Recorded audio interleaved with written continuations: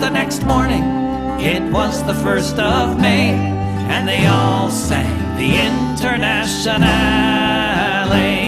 When the sun rose the next morning, it was the 1st of May, and they all sang the Internationale. They all sang the Internationale. Völker hört die Signale auf zum letzten Gefecht. Die Internationale erkämpft das Menschenrecht. Völker hört die Signale auf zum letzten Gefecht. Die Internationale erkämpft das Menschenrecht.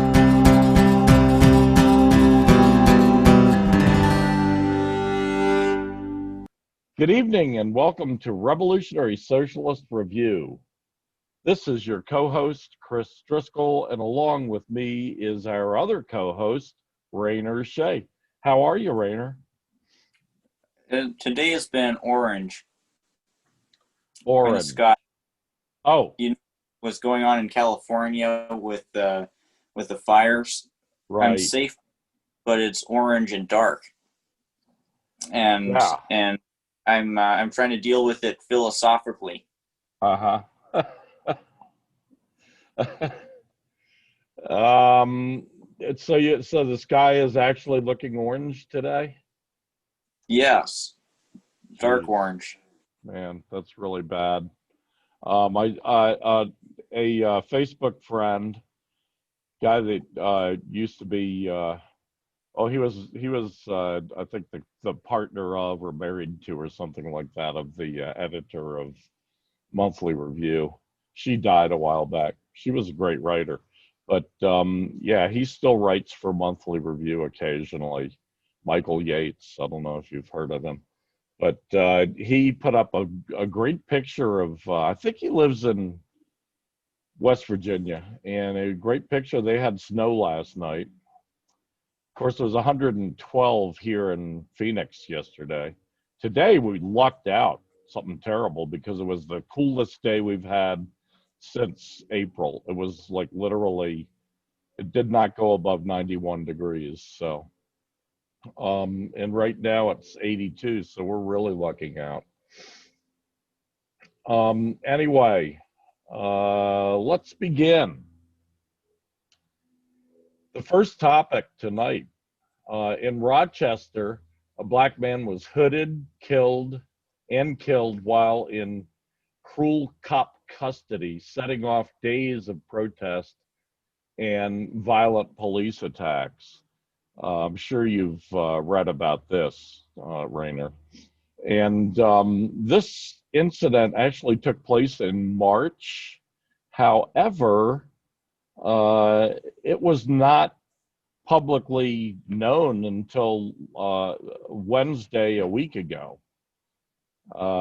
So people only found out about it a week ago when the victim's wife and friends and exposed a video of the murder, I would call it, police murder.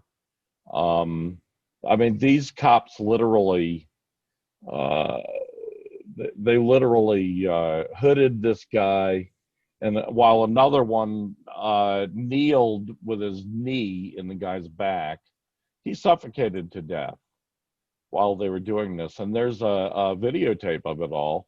I guess the videotape comes from the security footage from the police department, and they were able to force the police department in court to release this. So then the family and friends exposed it.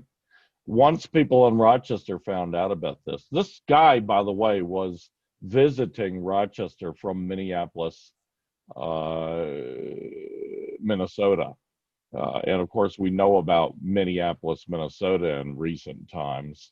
So, the guy's already living in a dangerous place for a black man to be around cops. He was murdered by the cops in first arrested. I don't have all the details why he was arrested, but he was arrested in Rochester, taken to the local jail, and the rest is history. Sad, sad story. There's been outbreaks of violence, of course, always coming from the police.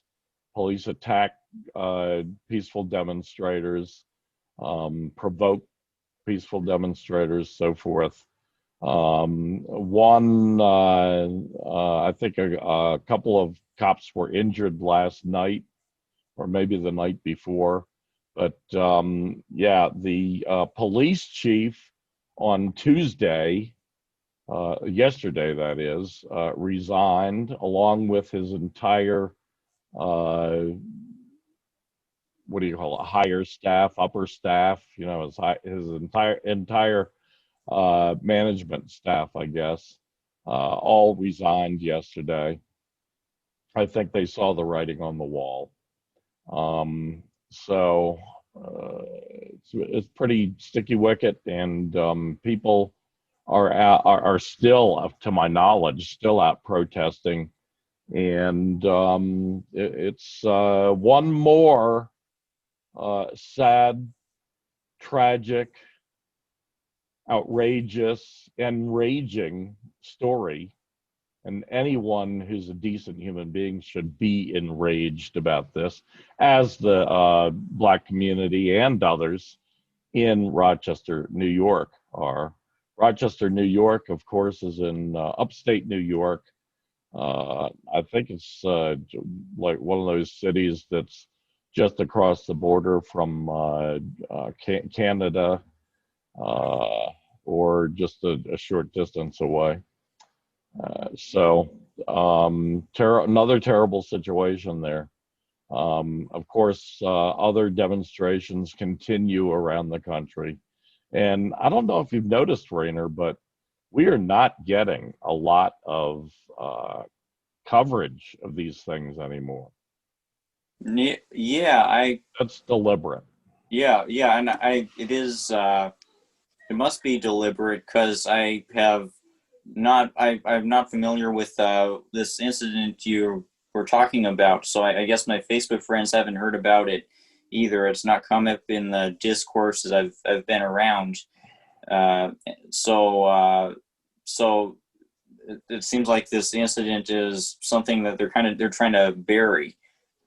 And yeah, I've seen it a little bit on the news, but not a hell of a lot, especially for what's going on there. I read about it in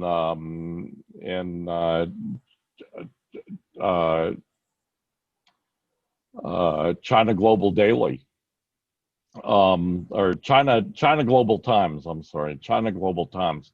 Mixing those two up, the People's Daily in China is the Communist Party newspaper, and the Global Daily, the Global Times is also the Communist Party newspaper, but it's a different format for a different audience. It's more for a broader audience.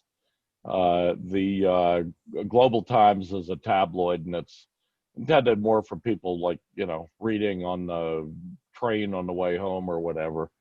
Whereas People's Daily is, more serious. They're both serious, but it's aimed at a more committed, I think mainly at people who really follow the Communist Party and who are in the Communist Party maybe, or fellow travelers. Of course, the Chinese Communist Party is the largest political party in the world. The Democrats don't have a single person paying dues to the party. It's not a dues-paying organization. You just register with the government and you're a Democrat, lo and behold. But in a normal political party around the world, you got to pay dues. And in China, there are 94 million people paying dues to the Communist Party to be members. And it's not easy to get into. You've really got to, from what I understand, you've got to, you've got to go through a lot of education first. You've got to go through a lot of like interviews to show that you really are committed, that you're not just doing it for some business reason or some silly ass shit like that, that you really are committed to the Chinese people and to the Communist Party. Yeah, I feel like you're when you make a monologue, it pretty much always at least every other time comes back to the Communist Party of China. And it takes just they're very I think they're a very admirable organization, and they put out a good tabloid with the Global Times. I recommend it. Look up China Global Times on Google. English, put English in there, because unless you do read I don't know what is it, Mandarin? Isn't that the one that most people in China use? So yeah, it's a good paper. But anyway, yeah, well, you really are not at fault for not knowing about Rochester, because it's the billionaire-owned mass media that is at fault. They are not covering this stuff anymore. I think it's deliberate. I think that they're doing this because they want to. They don't want this stuff spreading. yeah, and Midpress News hasn't updated in a week or so. Keep checking; they haven't updated. Anyway, this news, it's. So it happened in March, and I'm not clear on exactly how this guy was killed. Was he suffocated? He was in jail. The police put a hood over his head, and they had him down. They had his arms tied behind his back, and then another pig, I guess, was there were, I think, several pigs watching, but one pig had his knee in the back of the guy, not the neck this time. It was the back, and he suffocated. He was telling them, I guess, that he's choking. That I didn't get a chance. I haven't actually seen the video. I'm sure it's out there if you looked up, Rochester police murder video. But this all took place in a prison cell. So, I mean, it's unconscionable. Wow, and it's entirely familiar, given what's happened. I can't breathe. It's pretty incredible how "I Can't Breathe" has become the latest. It has become one of the slogans of the George Floyd protests, because it was one of the same things that was chanted a few years back when who was the name of him, another black guy who was suffocated in public, right, for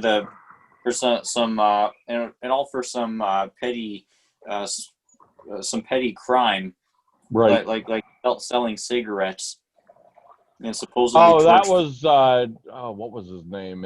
In not Long Island. It was on what do they call that?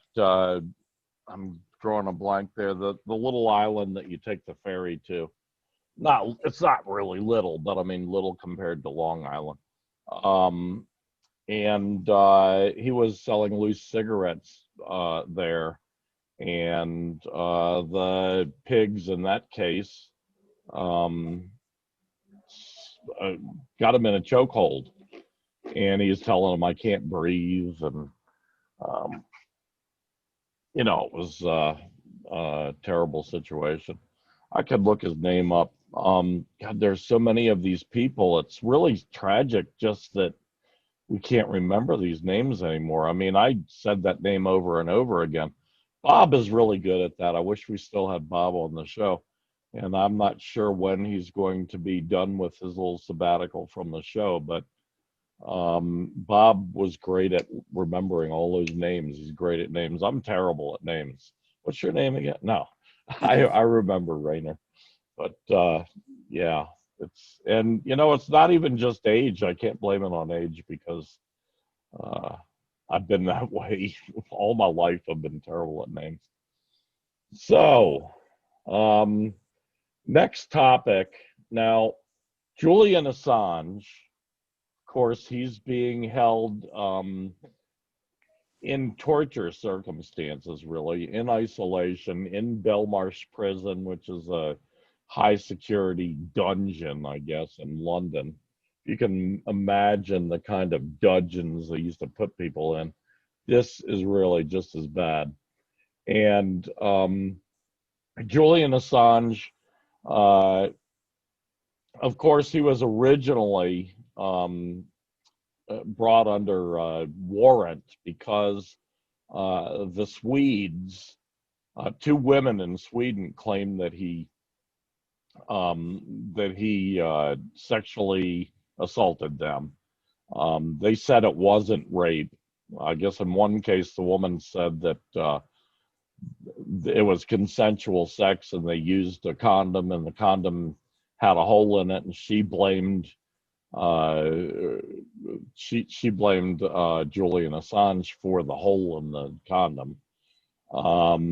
In any case, years later, both women recanted and said, no, we weren't really assaulted, so we want this withdrawn. The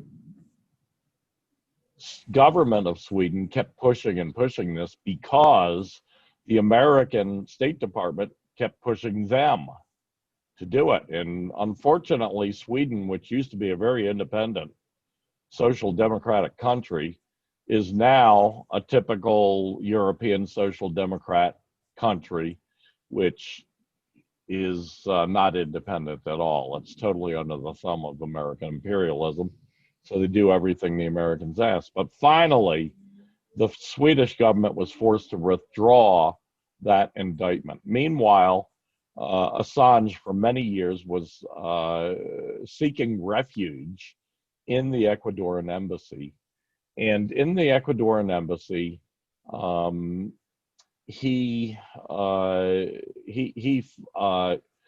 there was a government change last year in Ecuador. A new president came along, Lenin Moreno, who's not like our Lenin at all.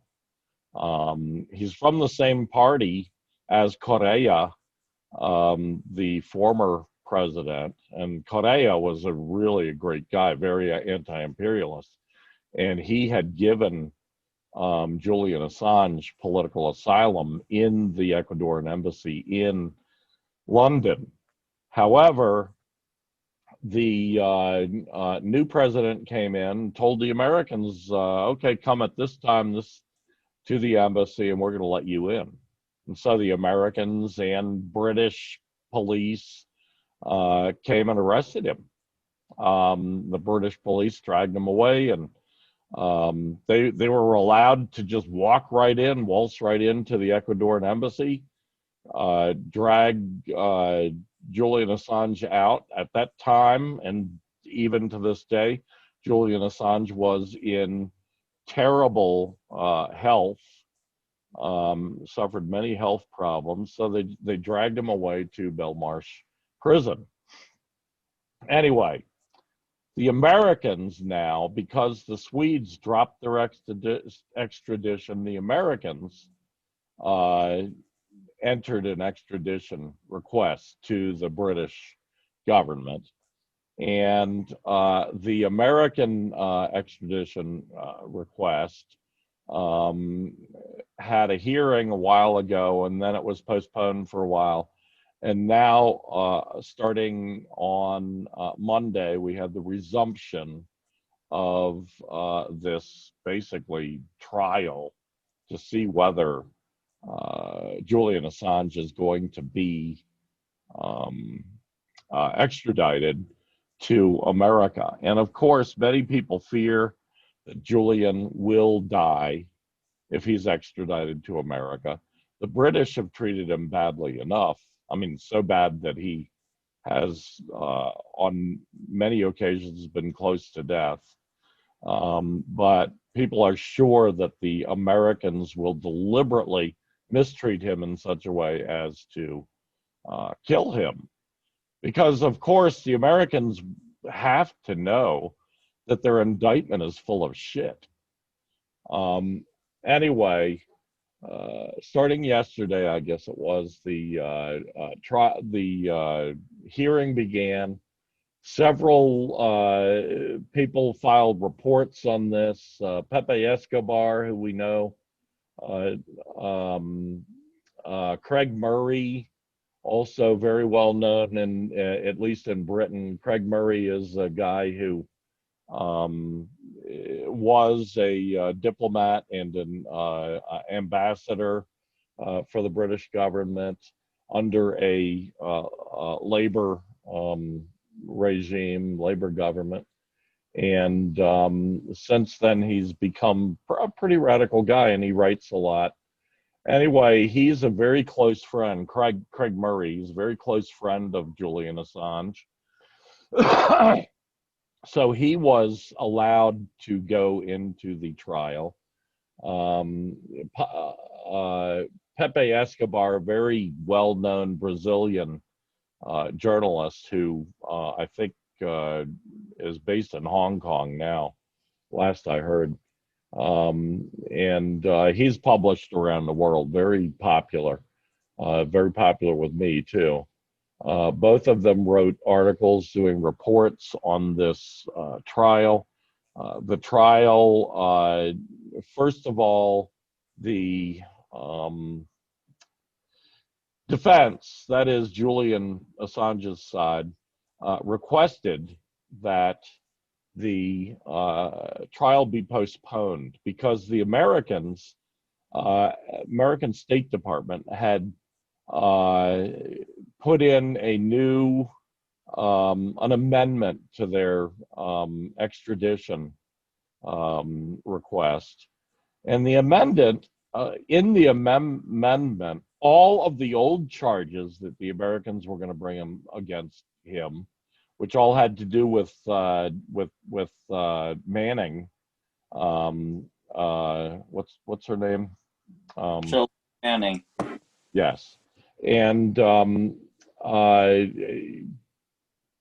Julian Assange's aide to Manning. So I guess they've kind of figured out, well, those aren't really illegal, what he did. So they've come up with some new charges having to do with computer hacking, computer espionage, this kind of nonsense. Anyway, the judge in this case said, no, we're not going to let you get an extension. The Assange team had requested the extension because they've only had a few weeks so far since these new charges were issued to prepare for a trial. So they asked for extra time to prepare. The judge says, no, you're not going to get the time. It's pretty obvious that this judge is a female judge. I don't recall her name at the moment, but it's pretty obvious that she is already prejudiced. Prejudice. She's already biased for the prosecution, for the government of Great Britain, for the government of the United States, and against Julian Assange. Anyway, they had the testimony so far of one expert witness for the defense. This guy, Professor Epstein, is an expert on journalism and journalism law, and he teaches journalism at a major university. He explained to the judge that this is highly irregular because publishers have never in America been prosecuted for publishing classified documents. And in fact, they regularly do. And they've never been prosecuted for this. You notice the Manning documents, it wasn't just Julian Assange who published those in his publication called WikiLeaks. The New York Times published them, and the UK Guardian published them. But those publishers are not being prosecuted for this same thing. But Julian Assange is. So he explained very well that this should not stand. It's an illegal, a legal move here. So that's basically the upshot of the trial so far. It's not looking good, though, I would say. I don't have some insider information or anything, but it's not looking good for Julian. What's the time frame? Does it seem like that for when Assange might be prosecuted in the United States? Because I've been following this for years, and the last 2 years I've been anticipating that if Assange is prosecuted in this way in the U.S., then it will set the precedent for the White House to be able to prosecute more people who leak things, to really flippantly go after journalists who do pretty routine journalism work. Yeah, obviously, this would set a huge negative anti-people precedent. So it's something we don't want to see. I don't know what any of the time frame is because none of the articles I've read seem to know or bother telling you. I think it's just that they don't know. And I think they don't know because these courts do not tell them. Or in the case of the United States, the State Department has not told anybody what kind of a timetable they would set. Who knows if they even know themselves? It's usually a lengthy process. And in my opinion, they know that in a real court of law, they're going to lose this case if it's ever taken as a case in the United States. It's so absurd. Julian Assange is not an American citizen, and yet these idiots are charging him with treason. For fuck's sake. That's not... Julian Assange owes no loyalty to the American empire or to the American regime or the American state. It's ridiculous to say he's treasonous when he's an Australian, you know? Anyway, the whole thing is ridiculous. And, we'll keep people apprised of it. It's a travesty of justice. So, anything more on that? Well, I wonder how they plan to try to win this prosecution against him if their own constitution doesn't support what they're trying to do. You're talking about the American State Department. Yeah, that's a damn good question. I'd ask the same question. I would ask the same question. Yeah. I would ask the same question. We'll see when the whole thing plays out, maybe within the next couple of years. Yeah. We'll see. Okay, I'm trying to get this light to change color because to a less harsh color, but yeah, believe it or not, I have lights in my face, but probably not enough. I should probably have more to get a good zoom effect. Okay, next point. This one's on to you, Rainer. Reformism and colonial chauvinism are enemies of socialism. Oh, yes. In this article, I discuss some of the contradictions that have historically afflicted movements in the United States which describe themselves as socialist or that are oriented around class struggle. See, I was inspired to write this article by the book Settlers by Jay Saki, and apparently you took issue with me quoting Settlers a few weeks ago, but I've been reading this book, and who took issue?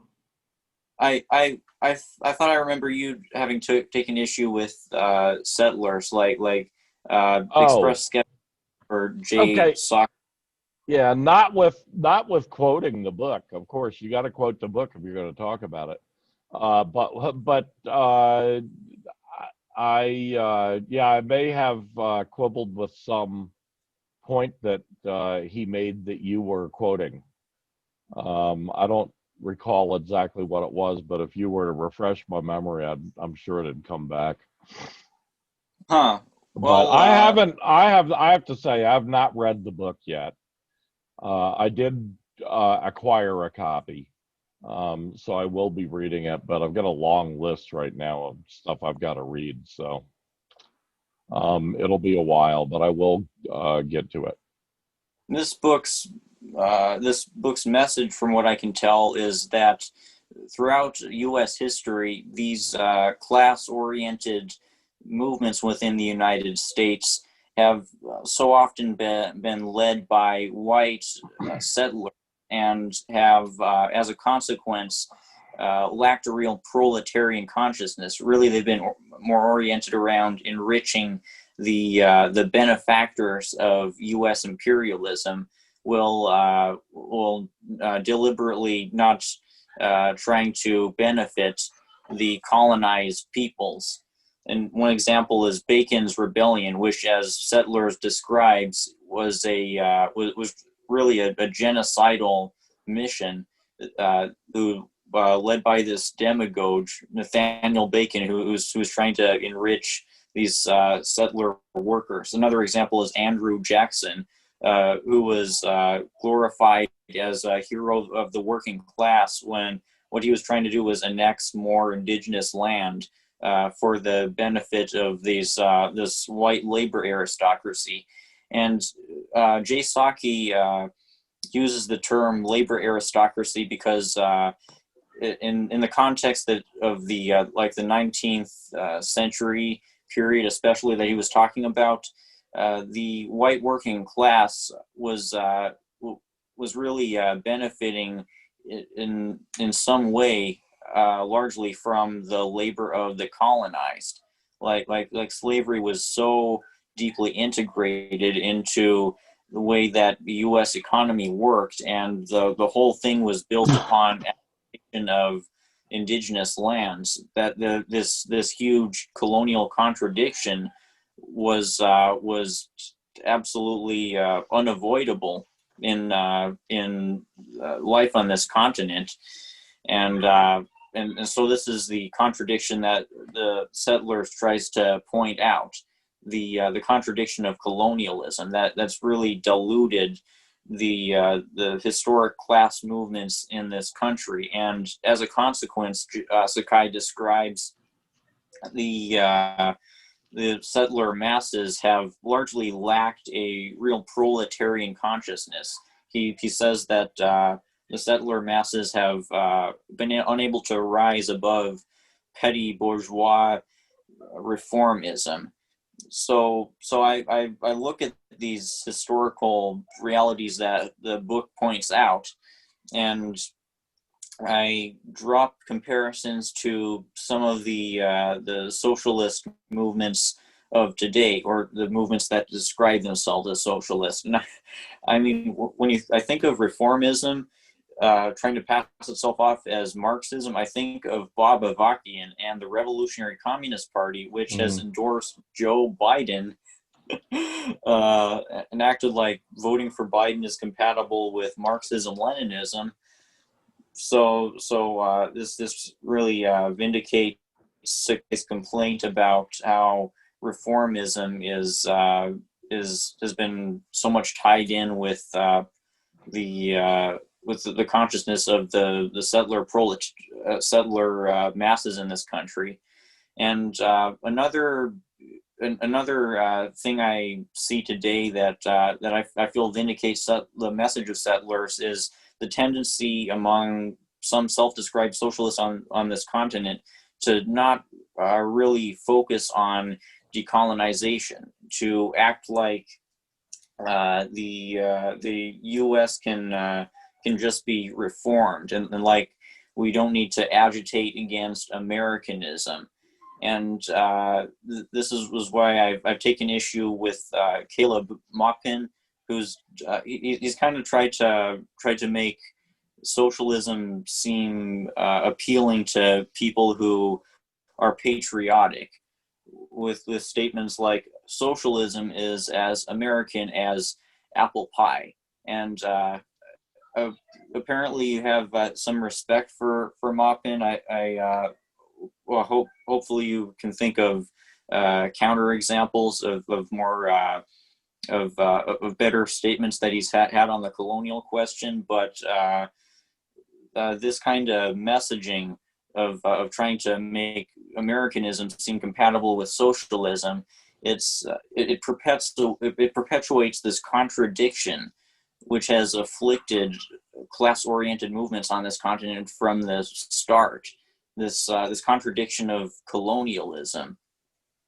These are the points I've been wanting to hammer in, that reformism and colonial chauvinism are enemies of socialist revolution. And until we can unite the proletariat in this country around a revolutionary line that includes the abolition of the United States and the reparations to the colonized and returning all the indigenous land, then we're just going to continue to be plagued by this contradiction that settlers describes, and we're kind of going to be going around in circles, like the Revolutionary Communist Party is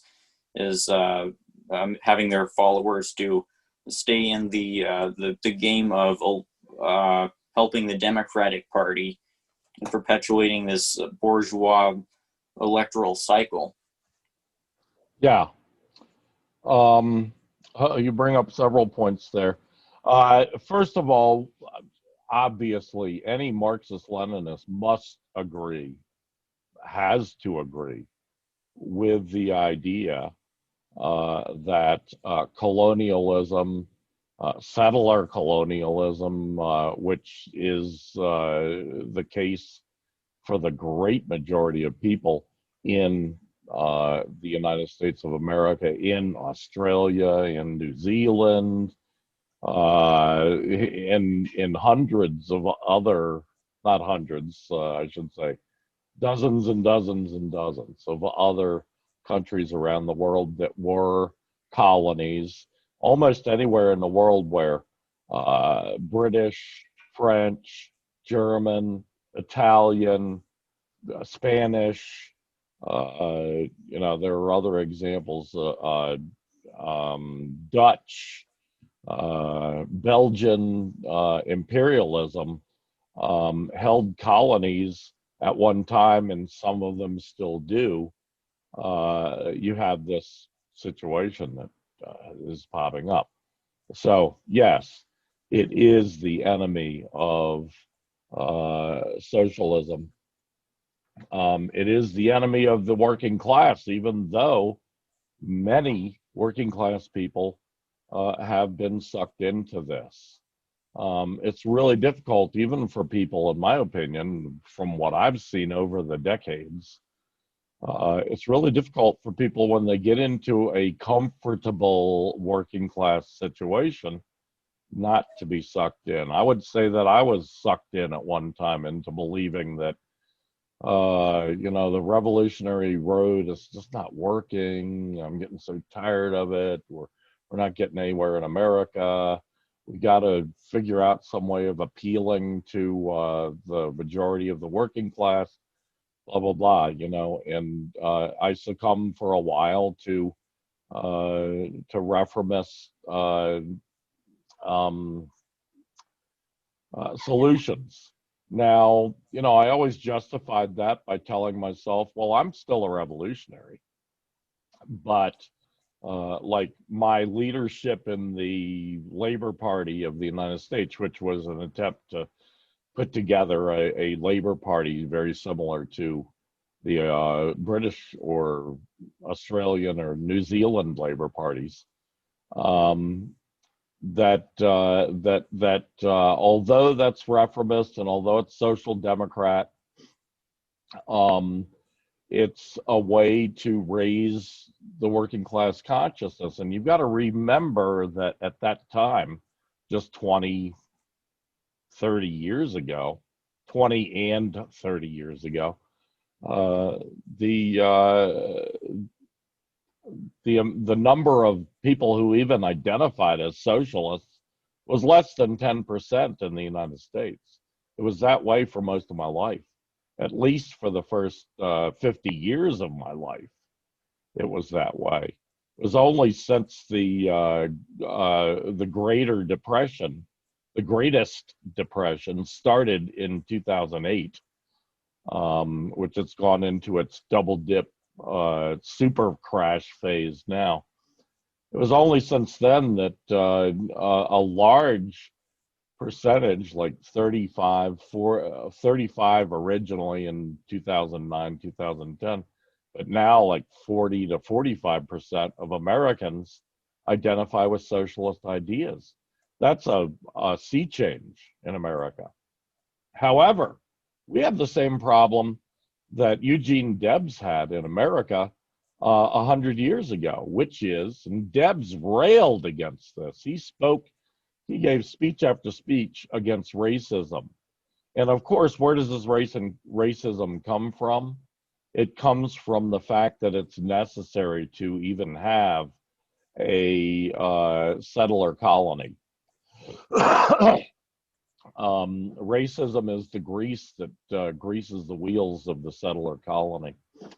And the racism Debs understood quite well. He was well educated in the writings of Marx and Engels, and became well educated in the writings of Lenin after 1917. And he understood that this racism was a major, major problem in the working class, especially with white workers, with Caucasian. I prefer to call them European workers, because actually most of us are really pink. We're not white. That's ridiculous. There's no part of your body that's white, not that I know of. I mean, it's pink, and with little shades of brown and shades of, it's pink. I would go with pink. I don't know why they don't call this the pink workers, but in any case, this has been a major problem throughout the American labor movement for the last 150 years, and it's still a major problem. Although I would submit that it's less of a problem than it was 100 years ago. That there's more consciousness now among white workers. There's you and me. There are white workers who are committed to the anti-police state movement, the anti-racist movement, committed to black rights, to black power, committed to the right of self-determination for the black nation, for the Native American nation, for the Chicano nation, for other nations that exist inside, that are trapped inside the borders of the United States of America. Yeah, so that's something. As for Caleb, you know, I don't want to be put into a position where I'm speaking for him. I'll just say a few words about what I've noticed. For example, Caleb was talking in a, he's doing a lot more of these online chats with people that he posts on his website or on his Facebook page or whatnot. I was watching one the other day, and he very, very good. I would recommend you watch it. But he was talking about the Communist Party, how before the you know, in the 20s and 30s, the Communist Party was tremendous compared to what it is now, and very influential throughout the country. In the mid 1940s, they had 100,000 members, and probably 10 times that number of fellow travelers, as they used to be called. Very influential, grew very, very, very large. It's always been my opinion that what undermined them in the end was class collaboration, just as you're talking about with Bob Avakian. The Communist Party started doing that in 1935, 1936. When Stalin and Dimitrov came out with their Popular Front strategy, which is basically, there's no other way to put it, it's class collaboration. It's the worst kind. In America, it has been the worst kind because it taught almost all communist and socialist organizations that, oh, you're not going to get anywhere unless you work within the Democrat Party, unless you work for every candidate the Democrat Party puts up. I will bet you dimes to donuts that the Communist Party USA is out right now campaigning for Biden, just as Bob Avakian's Revolutionary Communist Party is. That's class collaboration with the ruling class's political party, with the capitalist class political party. And it has been terribly detrimental to Americans. Anyway, Caleb was talking about the Communist Party in the 1920s and 30s, and he mentioned the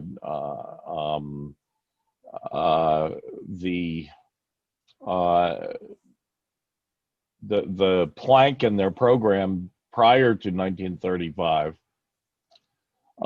for self-determination of the Black nation, and they went farther than just saying self-determination. That was Lenin's term that he always used, but they went farther in saying they think that the southeastern part of the United States should be made into a state for the Black people, run by Black people, you know, operated by Black people.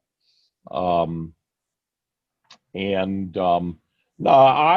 I have seen many examples where Caleb exhibits a really good understanding, profound understanding of this issue that you are raising, the issue of the problem of the settler colony that we live in, and the problem of the racism which is fostered directly by it in the working class. It's infested our class and divided us. It's used by the ruling class to divide and conquer, to keep us divided and keep us down.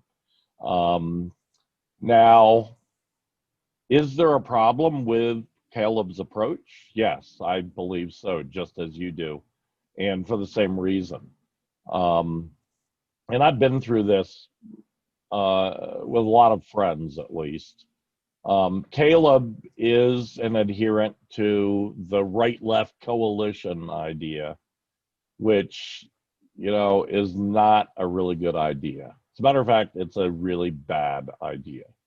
The right in the United States is all funded by the capitalist ruling class, funded by the billionaire class.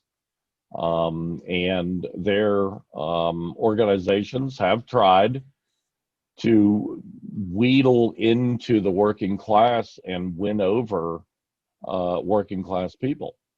Another big part of this, as you mentioned, is the aristocracy of labor. It's not the only issue.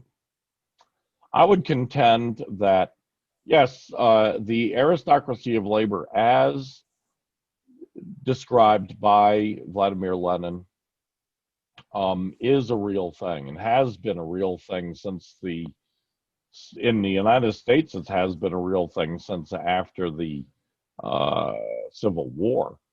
And in particular, since the beginning of the last century, so like 120 years at least, and I would say more like 130, 40, 50 years, it's a big problem. And it was a big problem in the Russian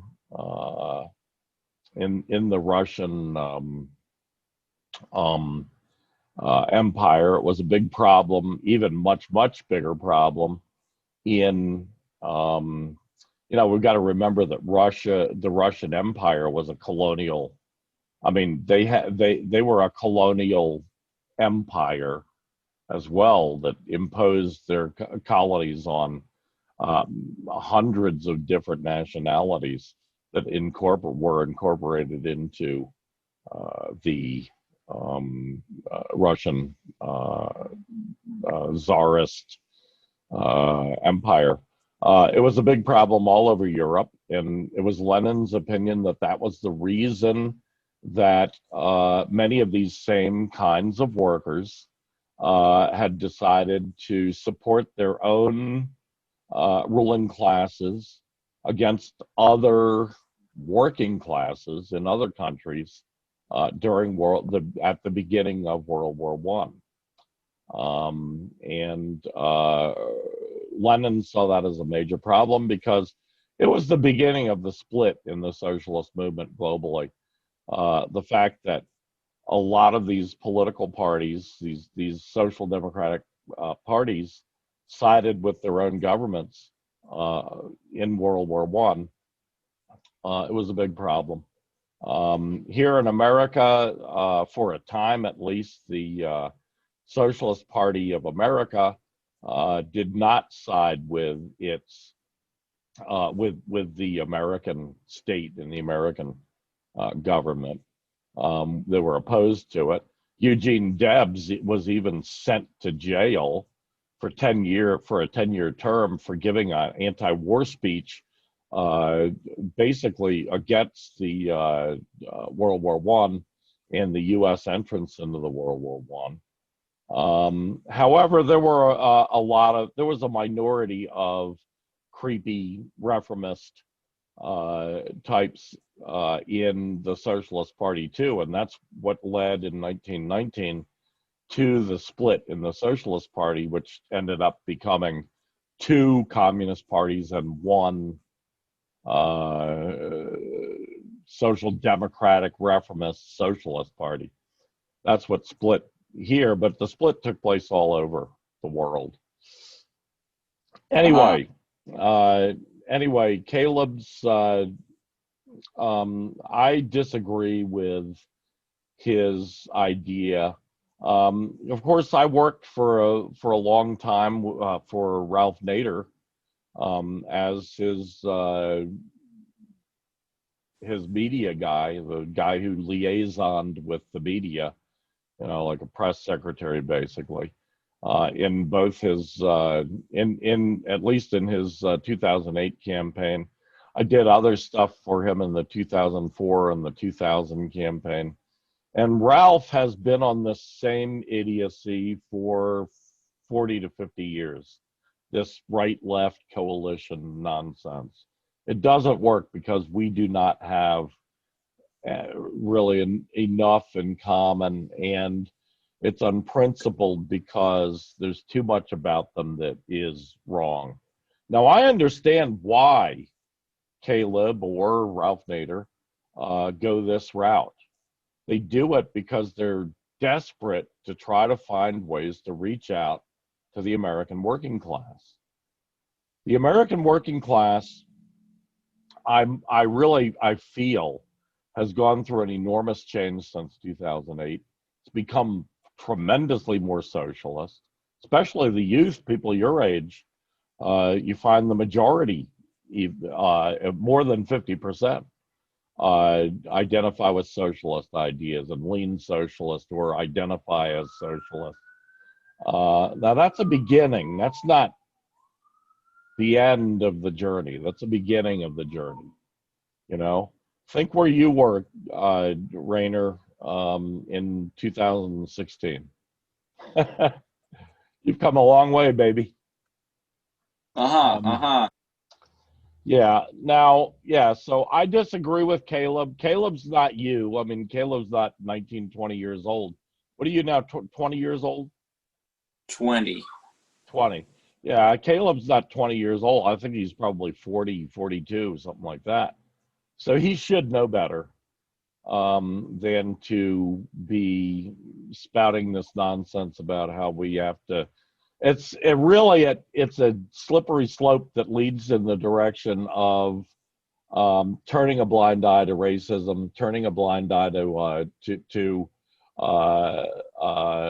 the oppression of oppressed nationalities, oppressed ethnicities, and it's not a good thing. It's not a good slippery slope to get on. So. And this is what Settlers, like I said, inspired me to write about. We must be willing to confront the contradictions in our society head on. And you mentioned this left-right coalition thing, and it reminded me of another figure, Caitlin Johnstone. We both read lots of Caitlin's work. I read something today by her. I think I sent it to you. That was just atrocious. But go ahead. Well, 3 years ago, I remember Johnstone basically advocated for kind of left-right unity, where like the so-called anti-establishment right 19th century setting that he was describing it in was essentially one of petite bourgeois annexationism, which as in his description seems to mean desiring for the empire to gain more territory so that the settler masses will grow richer. We mentioned before how Andrew Jackson's movement was all about enacting more genocide and annexation against the native peoples. And in order to materially enrich this white labor aristocracy, and naturally we can see how this continued to be a trend where the settler masses on this continent have really forsaken a proletarian consciousness in favor of a cynical and selfish ideology where they support the U.S. empire's efforts towards colonial expansion, because this will materially benefit them, or at least it'll materially benefit them in kind of indirect ways, since they're in any case going to be largely screwed over by capitalism. And this is the pitch of U.S. capitalism. It's how U.S. capitalism has been able to keep the masses tethered to the forces of capitalist reaction and to liberal reformist ideology by promising them a piece of the imperialist pie. And we can continue to see this in the fact that, if Trump were to invade Venezuela, in October, as he may very well do, a lot of his supporters are going to be overjoyed because an invasion of Venezuela, at least in the ideal outcome that they'd want for an invasion of Venezuela with a Venezuelan regime change, it would mean an expansion for U.S. imperialism's assets, and it would mean more prospects for U.S. corporations to invest in. And in the pro-capitalist worldview of American rightists, this is going to translate to improved material conditions for the masses. And of course, this isn't necessarily true that that people in America are going to benefit in any way if Venezuela gets regime changed, because neoliberalism has so thoroughly screwed people over in this country, and capitalism is really losing its ability to provide a good livelihood for people. But at least for some of the petite bourgeoisie, as Jay Sakai put it, there's going to be more prospects for investment, and there's going to be a greater sense of national pride at the knowledge that our country has conquered another evil socialist nation. So there's the reasoning behind imperial chauvinism, and we're continuing to see how the imperial chauvinism that Jay Sakai described, the ideology of petite bourgeois annexationism, is continuing to define how many Americans think. My article concludes on a hopeful note, in that if U.S. capitalism continues to collapse as it has been under neoliberalism, then the contradictions of capitalism may well make a lot of people more open to the idea of throwing down the empire, of carrying out a socialist revolution. And I think that it's evident that this is happening. This has been happening for the last 12 years, that people have reacted to this huge economic contraction by becoming willing to identify as socialists by the tens of millions, and this has not been the case in this country for generations prior to then.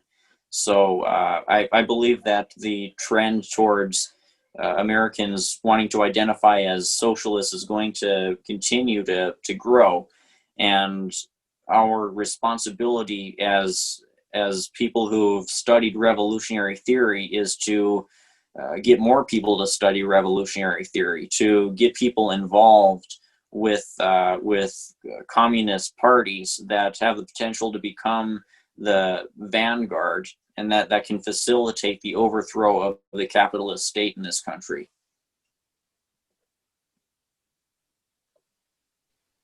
Well put. Well put. I agree 100%.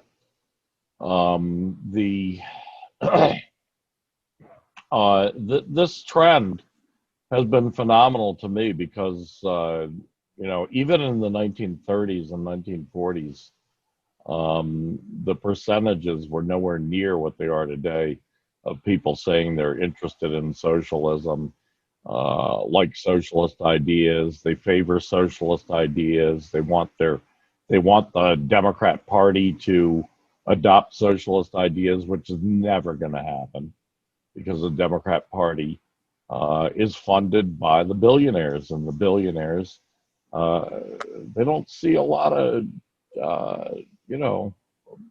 good to their bottom line in that.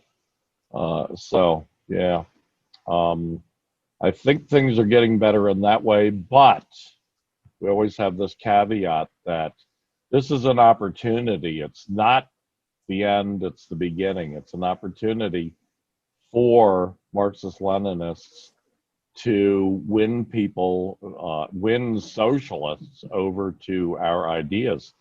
And that's why I've felt for quite a long time, since 2010 at least, when these polls started coming out showing this new trend.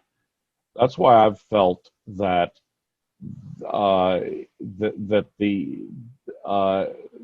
that our focus should be more on people who are interested in socialism, especially youth. In other words, that's going to be 1 out of every 2 people you run into who are in the youth category. That is, people from 18 to 30. Anyone in the youth category, your chances are pretty much 1 in 2 that they're going to be interested in socialist ideas. This is a great opportunity. Talk to them. Well put. Well put. Let's see.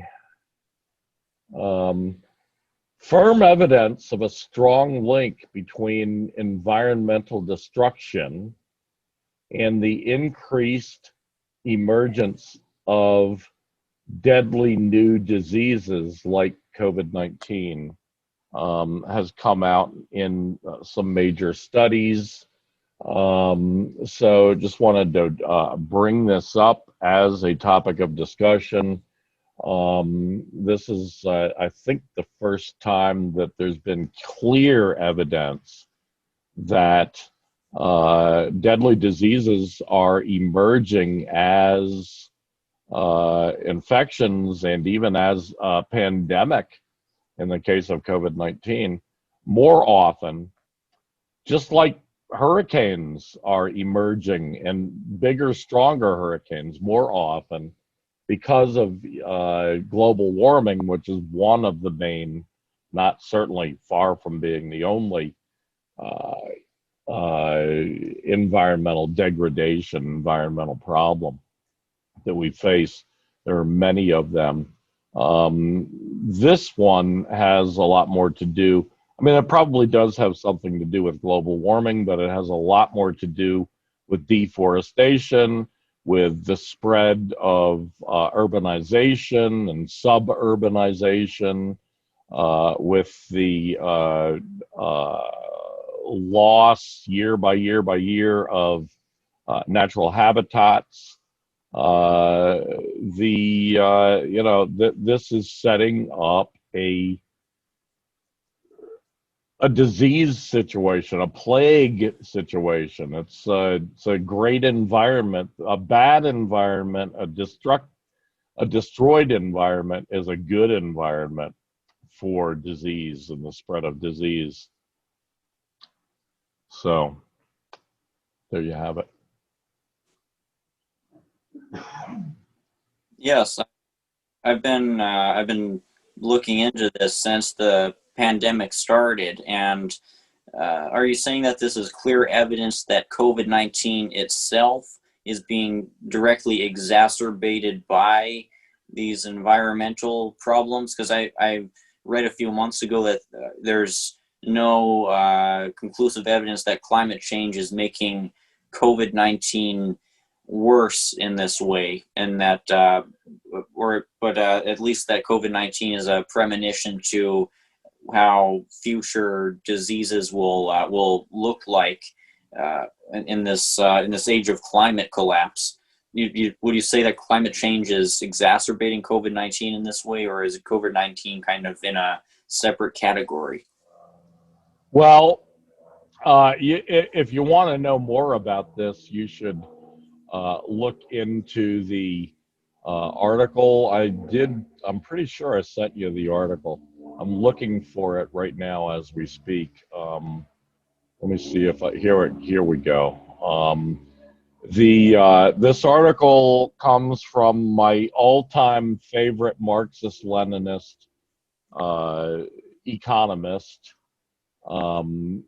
Michael Roberts, and you can find his blog on thenextrecession.wordpress.com, and then look for the article on pandemics, prevention before cures. And this is evidence that's going to be presented by a panel of scientists this month to the United Nations Summit on Biodiversity. He doesn't say exactly when this United Nations Summit on Biodiversity is beginning. The theme is sustainable development of this conference but in any case, yeah, these experts are going to be presenting papers that prove that COVID-19 has, and other deadly diseases are emerging more frequently because of environmental degradation. And yes, that does include global warming. So we're going to have to eagerly look forward to the papers as they are presented in this UN conference on biodiversity.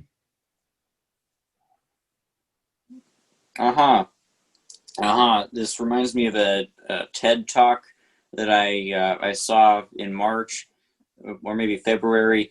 It was coronavirus is our future, and the speaker there talked about the same issues, about the loss of biodiversity and deforestation and the warming of the planet, and how this has shifted the balance of how biology works, and Right. it's made the planet more habitable for viruses, and the only solution, the only way to tamp this down and to minimize the deaths from all of this is to institute the socialist systems that China, Vietnam, and Cuba, these very successful COVID-19 fighter countries have been so lucky to have during this time.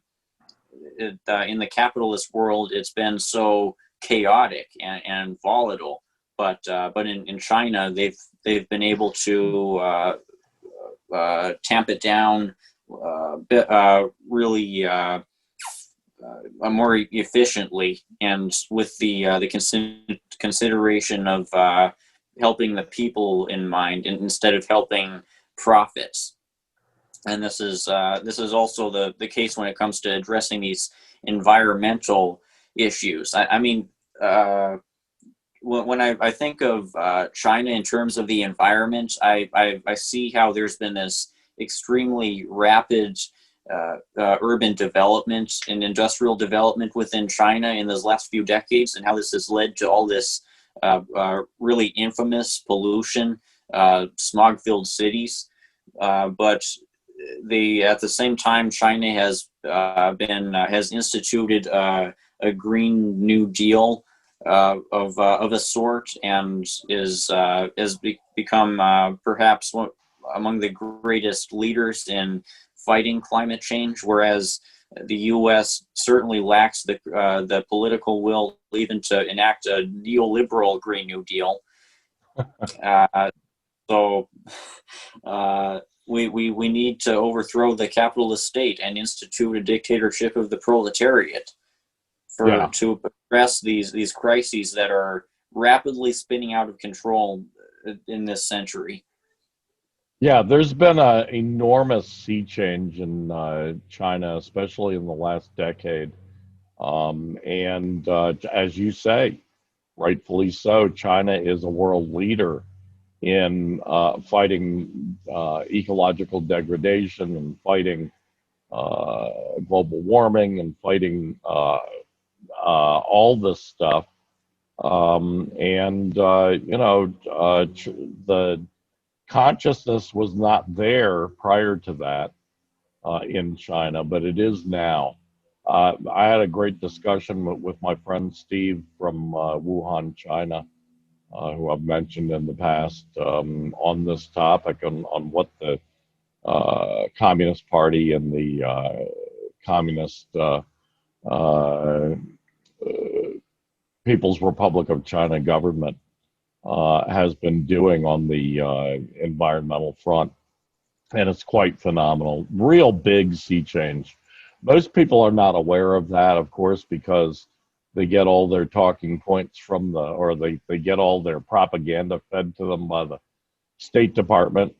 And it would be kind of embarrassing for the State Department to admit that China's gone through this enormous social revolution, this enormous revolution in consciousness on environmental issues, while America has gone backwards, especially under the Trump regime and under the Obama regime.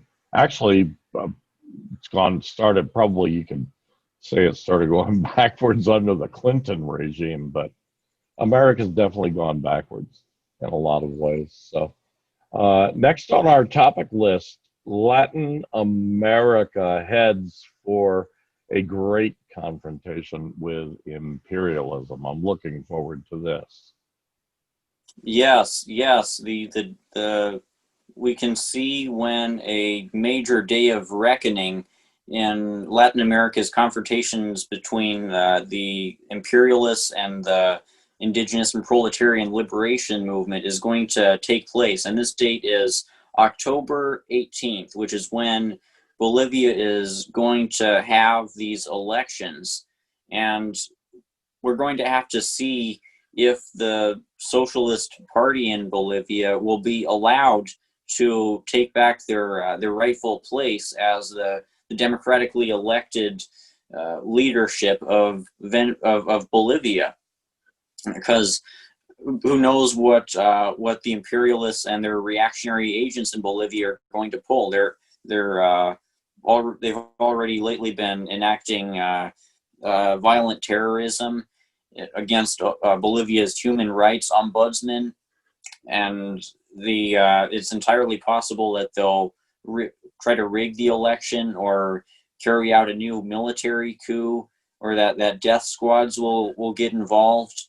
And we'll see how. I'm waiting for news on how the Washington imperialists are looking at this situation in Bolivia, where their installed regime has finally been forced to hold elections. And in addition to this whole tense situation in Bolivia, it's entirely possible that Trump will invade Venezuela in October to rally his base and kind of stage an October surprise, as they say. There's some evidence that he will, and I could show you the article that talks about how a Trump advisor has been talking about how if military action is taken against Venezuela, then that'll greatly increase Trump's potential to shore up the electoral votes in Florida, because Florida is filled with a lot of resentful empire lovers who've fled from socialist countries like Venezuela and Cuba, and would love to see some kind of sick revenge take place. So whether Trump invades Venezuela in October or some later date, a huge war is going to take place. Another Vietnam, I think, where the more than 3 million strong Bolivarian army is going to fight back, and I believe they're going to win, like the Viet Cong did against the U.S. imperialists. So there are those. These are the confrontations that these two countries, Bolivia and Venezuela, are heading for.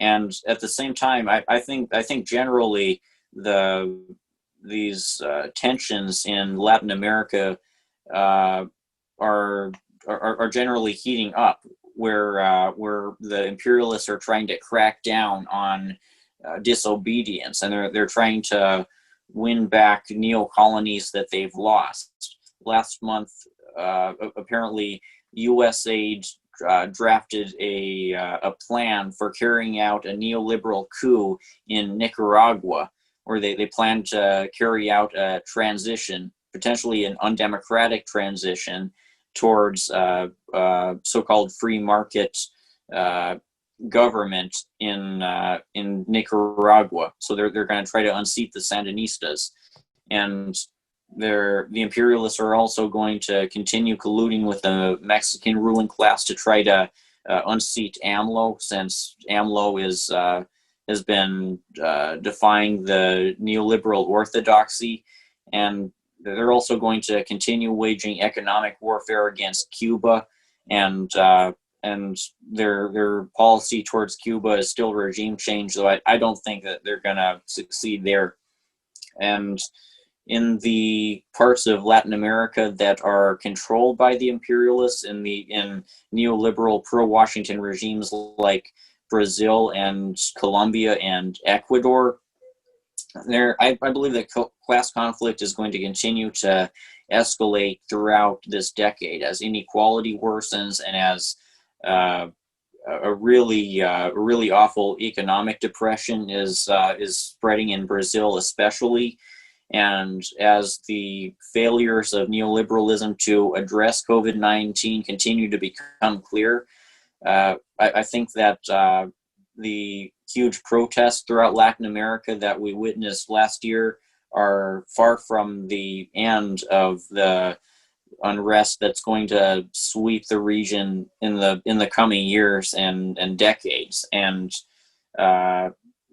as these capitalist contradictions continue to pile up, it's no wonder why Washington is helping militarize the region. All these countries like Brazil and Colombia and Ecuador and Central American states are getting more involved with trying to arm up for both for a potential invasion of Venezuela and for future campaigns of repression against lower class revolts. Also, there's the aspect where Washington wants to arm its allies to try to counter the presence that Russia, China, and Iran have been gaining in Latin America.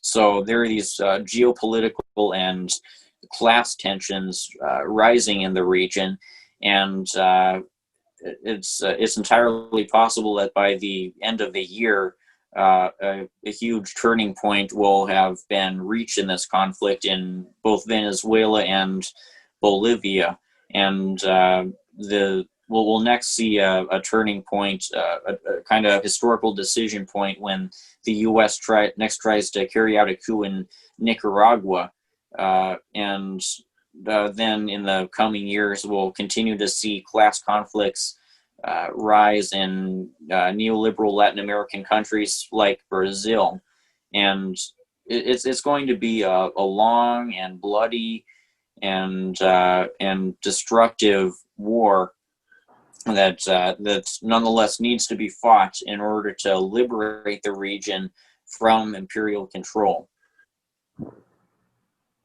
Yes, this is coming, unfortunately, although at the end of this tunnel there's a great light. So, unfortunately, because the capitalist ruling class that runs the American empire, that runs the American state, is so brutal, so violence prone, they can't do what they do without violence. It's kind of ironic that they're the people who are always saying, "Oh, be non-violent." If you protest, it's all right as long as you don't break somebody's window or, violence like that. Of course, property destruction is not violence, but it's not the kind of violence that capitalists do against real human beings, certainly.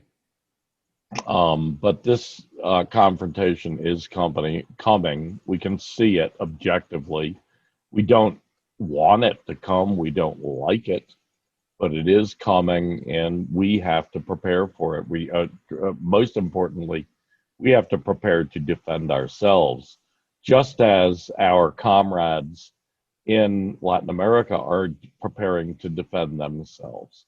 And they've got a lot more resources than we have, unfortunately, but fortunately for them. So, for instance, in Venezuela, if Trump were to do this, I don't really think he will. I think that he understands that there's a big downside to this.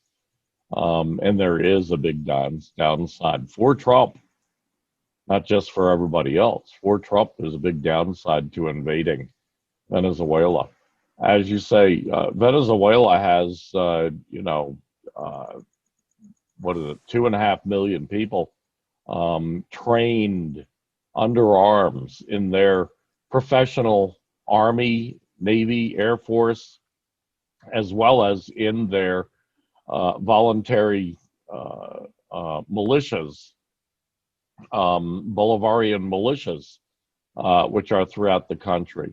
They tried this idiotic beach landing earlier this summer. These imperialist forces, basically, and they were all immediately caught and arrested by fishermen who also were members of the militia, of the local militia. So they didn't get very far. They were put on trial. The guy who engineered it all, that some ex-Marine veteran idiot, he was not caught because he was in Washington, D.C. at the time. He didn't risk his own life for this, but yeah, he's under indictment in Venezuela for this crime. Yeah, the same thing will happen no matter how many American mercenaries or professional soldiers they send. It's undoable. It reminds me of the... Yeah, well, the Go ahead. the thing is, the last month, a Venezuelan representative warned that the imperialists have tried to formulate a strategy for getting around Venezuela's great military might. They plan to first have regional powers like Brazil and Colombia and the Latin America and Central American states do the job invading Venezuela, which is why they're militarizing Latin America in preparation for this invasion. And then after these regional allies of Washington have done the most challenging work of invading Venezuela, the U.S. military will occupy Venezuela like it did in Iraq. So they're apparently trying to strategize with their allies in order to conserve the resources of the very widely stretched U.S. military. And who knows if this will work? I really doubt it will, because it's really amazing how many personnel have been recruited into this people's militia. Over 3 million.